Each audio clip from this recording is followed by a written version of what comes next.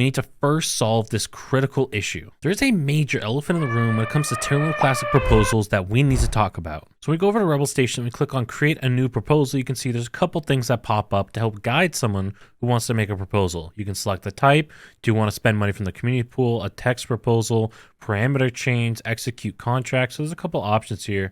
So what kind of proposal you want to release. However, there's not a lot of information to help guide somebody with this proposal. So let's say you're a brand new project coming into the ecosystem and you want to build some kind of NFT trading platform or another Dapps. You're someone coming in wanting to build in our ecosystem, but you need a little bit of funding to help get you started. So you want to do a community pool spend. Well, what are the guidelines to do that? Right now, you come in, you can enter in a title, a description, there's an initial deposit, so essentially getting this proposal up to the point where it can be voted upon, then the recipient address of where the money's going to go, and then how much you want to receive as part of this proposal.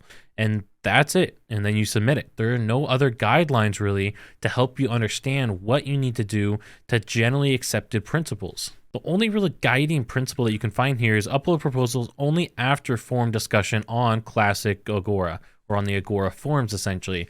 And so there's not really any other guidelines as to, do you need to KYC? Do you need to docs? Do you need to go through some other program like the Grants Foundation now? There's not really these guidelines that people need to know when they want to come build in the ecosystem. Do they need to put up the proposal and then do the work first and then ask for the money afterwards? Do they need to take on all that risk of funding it themselves and then the community might not like it?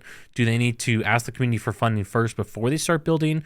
Do they need to structure it where it's payments? Like, for example, 1/3 up front, 1/3 in the middle, 1/3 at the end? There is no real guidelines or standards that we have set. This is where I think we need to come up with something called GAAP. For anyone who's familiar with accounting, GAAP would be generally accepted accounting principles, but in this case, we need to do GAAP, generally accepted proposal principles. And this essentially would help outline these questions for people who want to do community spend proposals as an example. They could then know, okay, I need to, let's say that the community decides that they need to first build out the app first. Well, in that case, they would know, okay, first I need to build out what I want to make, show a test version. Maybe it's just an MVP, minimal viable project, but then they can go from there and show off, okay, well, here's this, here's what I want funding to really finish this out with XYZ features.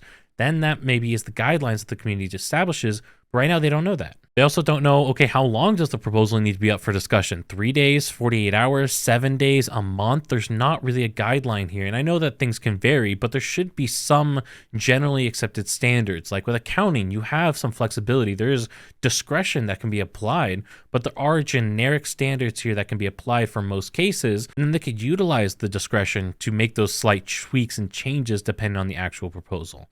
And so I think this is where the community needs to come together with the validators and say, for us to pass a community spend proposal is the example we're talking about here. For us to pass a community spend proposal, we need XYZ. We need you to be KYC'd with this organization. We need you to first create a minimal viable product for us to see, and we need you to set it up so there are 3 distributions. Whatever that standard is, I don't know what it needs to be, but we need to create that. That way people can come in here and have a clear guideline of, I want to build something, here's what I need to do to get community funding. Otherwise, right now, if you come in without the context of the past couple months of discussions, like a lot of us, we've been involved for a couple months, so we know roughly how people feel about different proposals that have come up.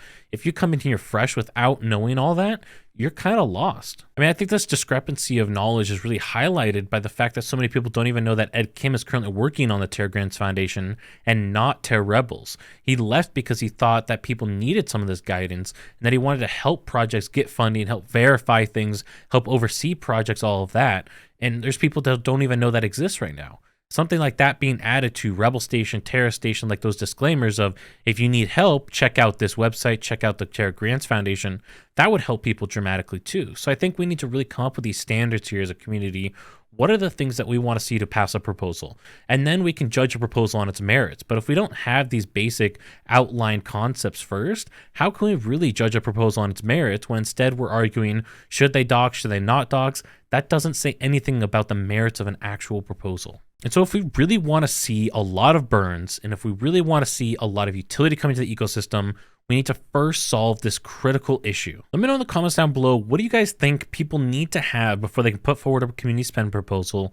As well as if you guys want to learn how you can get more involved in the governance section, check out this video up here to learn how to stake your Terra Luna Classic so you can participate and vote on governance proposals.